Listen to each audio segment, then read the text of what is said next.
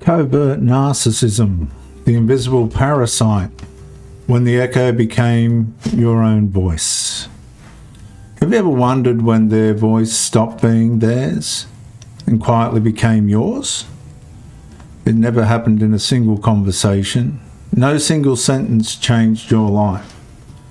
The words were ordinary, almost forgettable. A passing criticism, a gentle correction, a look that asked you to reconsider yourself before speaking again.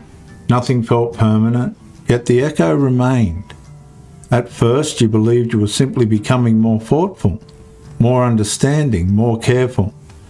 But gradually another habit appeared. Before making even the smallest decision, you silently imagined how they might respond.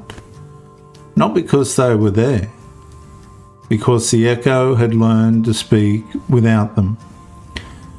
The longest conversations are often the ones that continue after the other person has already gone, viewers. Looking back, you realise the echo never shouted, it whispered, "Not enough, too much, perhaps you misunderstood, maybe you should wait, maybe tomorrow will be different." One ordinary thought quietly became another, then another, and until your own inner voice became increasingly difficult to recognise beneath the one that had slowly taken its place. The relationship had changed, but the conversation continued, not across a table, inside your own mind.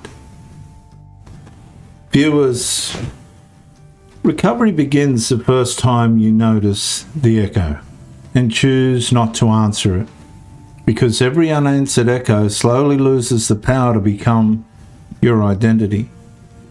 And one ordinary day, your own voice quietly returns.